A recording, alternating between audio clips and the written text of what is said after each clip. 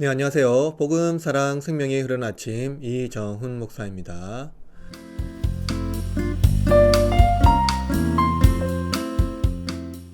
오늘은 새법 챌린지 5번째 날입니다.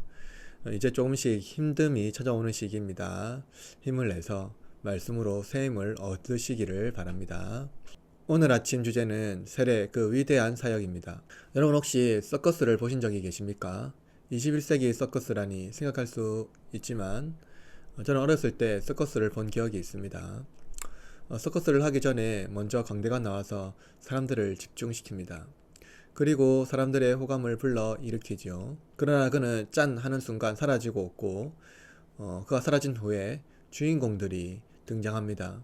그가 주인공인 줄 알았는데 사실 주인공은 따로 있었습니다. 어릿광대와 같이 세례 요한은 예수님의 길을 준비한 마지막 선지자였습니다. 오늘 우리는 세례 요한 이야기를 통해서 그가 베푼 세례와 예수님께서 우리에게 베푸신 세례를 살펴보고자 합니다.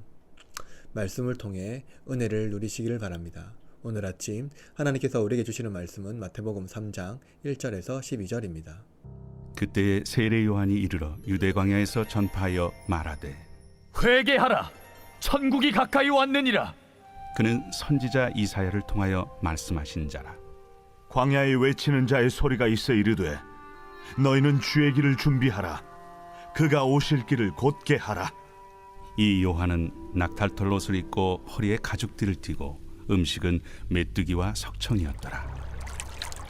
이때 예루살렘과 온 유대와 요단강 사방에서 다 그에게 나와 자기들의 죄를 자복하고 요단강에서 그에게 세례를 받더니 요한이 많은 바리새인들과 사두개인들이 세례 베푸는 데로 오는 것을 보고 독사의 자식들아, 누가 너희를 가르쳐 임박한 진노를 피하라 하더냐.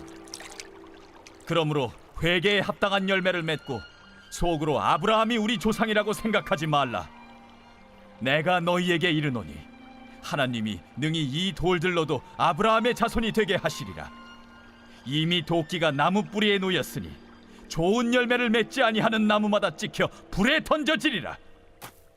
나는 너희로 회개하게 하기 위하여 물로 세례를 베풀거니와 내 뒤에 오시는 이는 나보다 능력이 많으시니 나는 그의 신을 들기도 감당하지 못하겠노라. 그는 성령과 불로 너희에게 세례를 베푸실 것이요 손에 키를 들고 자기의 타작마당을 정하게 하사 알곡은 모아 곳간에 들이고 쭉정이는 꺼지지 않는 불에 태우시리라. 먼저 회개의 세례를 베푼 세례 요한입니다.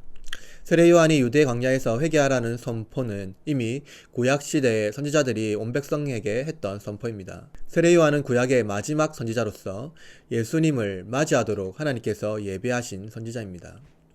그는 회개하라, 천국이 가까이 왔느니라 라고 선포합니다. 회개는 마음을 돌이키는 것, 마음을 바꾸는 것, 이러한 의미의 이상의 내용을 가지고 있습니다. 구약 선지자들이 우상을 사랑하고 하나님을 배반했던 이스라엘에게 다시 하나님의 언약적 순종으로 회개함으로써 하나님께 돌아가라고 외쳤던 말을 기억해야 합니다. 즉 회개는 하나님께로 나의 삶의 방향을 돌이키는 것입니다. 그러나 무엇보다 세례 요한의 외침에서 근본적인 회심은 천국이 가까이 왔다입니다. 구약 선지자들이 말했던 그날이 임했다는 것입니다. 가까이 왔다 라고 말하는 어감 때문에 임박할 것이라고 이해할 수 있지만 이 단어는 찰나의 순간에 도착할 것이다 라는 말씀입니다. 따라서 세례 요한이 요구하는 행동은 지금 회개하지 않으면 기회가 없다는 것입니다. 이는 오늘날 우리에게 많은 것을 생각나게 합니다. 오늘날 우리는 회개를 미룹니다. 21세기 당장 예수님이 오지 않을 것 같은 상황에서 세례 요한의 메시지는 우리에게 큰 울림이 없습니다. 왜냐하면 지금이 너무 좋기 때문에 회개할 이유를 찾지 못하기 때문입니다. 지금 곧 임박할 종말이 임했지만 세상에서 즐기는 희락 때문에 종말이 당장 오지 않을 것이라고 생각합니다. 세례 요한은 이러한 시대에 우리에게 주의 길을 준비하라고 말합니다. 마태는 세례 요한이 주의 길을 준비하라고 선포한 후에 요한의 의복과 음식을 설명합니다. 그는 광야에서 금욕주의적인 삶을 살아가는 엘리야와 같습니다. 엘리야는 왕의 권력과 타협하지 않았고 왕의 아내와 충돌하여 생명의 위협을 느끼기도 했습니다. 이는 세례요한도 마찬가지입니다. 세례요한이 회개의 세례를 선포하고 주의 길을 준비하라는 메시지는 세상과 타협하기 위하여 주의 길을 준비하는 것을 놓치지 말라는 것입니다. 세상은 우리가 살아가는 장소이지만 사용해야 할 뿐 그것을 애착하거나 사랑의 대상으로 삼아서는 안 됩니다. 세상에 대한 애착이 우리의 마음에 뿌리 내리게 되면 회개할 기회를 놓칠 뿐만 아니라 영원한 멸망에 이르게 됩니다. 세례 요한은 겁을 주려고 하는 말이 아니라 한 사람이라도 회개하여 하나님의 임박한 진노를 받지 않도록 하는 것입니다. 그렇다면 하나님의 진노가 임박한 날에 회개의 세례를 받기만 하면 될까요? 두 번째로 회개에 합당한 열매를 맺음입니다. 세례 요한은 백성들이 요단강으로 나아올 때 자기 죄를 자복하고 회개하는 자들에게 세례를 베풀었습니다. 중요한 것은 자기 죄를 자복하고 회개하는 것입니다. 회개라는 단어는 로마 사회에서 황제에게 용서를 구하는 것, 마음을 돌이키는 것 정도로 이해되어 왔습니다. 그러나 유대 사회에서 회개란 정통적으로 하나님께 돌아가는 것을 의미합니다. 그리고 구약 성경을 읽다 보면 이스라엘이 왜 하나님의 진노를 받고 이방 민족의 노예로 비참한 상태에 이르게 되는지 알 수 있습니다. 이스라엘은 하나님의 통치를 보여주는 선택된 민족입니다. 그들이 벌을 받는 것, 그리고 복을 받는 것은 이방 민족과 같이 경제적 그리고 군사력에 의존하는 것이 아닙니다. 그들이 벌을 받는 것은 하나님의 말씀에 불순종하는 것입니다. 이스라엘의 불순종은 하나님의 공의와 정의를 버리는 행위입니다. 하나님께서 그의 백성들에게 요구하는 것은 공의를 행하고 정의를 행하며 하나님의 거룩함을 드러내는 것이었습니다. 그러나 이스라엘은 하나님의 공의와 정의를 실천하지 않음으로써 하나님의 거룩함을 훼손하는 불순종을 범했습니다. 다만 하나님은 이러한 이스라엘이 불순종했음에도 불구하고 선지자를 보내셔서 그들이 다시 공의와 정의를 실천함으로써 하나님의 거룩함을 드러낸다면 다시 복을 주시고 이방인에게 받는 고통에서 해방시켜 주십니다.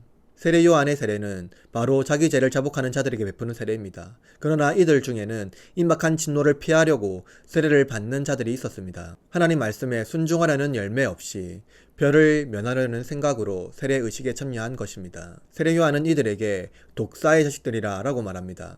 세례 요한이 이들에게 왜 이렇게 거친 말을 쏟아냈을까요?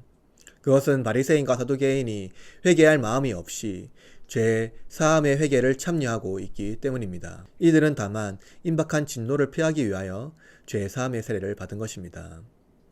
그들은 자기 권세를 내려놓지 않고 순전한 마음으로 정의와 공의를 실천하려는 회개에 합당한 열매를 맺지 않았습니다. 세례의 의식보다 중요한 것, 세례를 받기 위한 합당한 열매입니다. 고대 교회는 열매가 없으면 세례를 베풀지 않았습니다.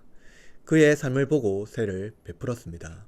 그들은 다만 혈통으로 아브라함 자손이라는 우월감으로 무장하고 자기 권위를 주장하지만 아브라함이 믿는 믿음은 공유하지 못했습니다. 아브라함의 자손은 혈통이 아니라 아브라함이 믿는 믿음을 공유하고 이에 회개에 합당한 열매를 맺는 사람입니다. 그러므로 회개에 합당한 열매를 맺읍시다. 아브라함의 믿음을 공유함으로써 공의와 정의를 예수님 안에서 실천합시다. 그런데 여러분, 세례 요한의 세례가 우리가 받는 세례와 같을까요? 왜 세례 요한은 예수님께서 주시는 세례와 저희가 주는 세례를 비교하고 예수님께서 베푸실 세례가 훨씬 더 위대하다고 말할까요? 이는 단순히 겸손한 표현일까요? 마지막으로 세례 요한의 세례를 넘어서는 예수님의 세례입니다. 세례 요한의 세례는 죄 사함의 세례입니다. 앞서 말씀드렸지만 세례 요한은 구약 선지자들의 계보를 잇는 사람입니다. 즉 그는 사도와 같은 그리스도인이 아니라는 것이죠.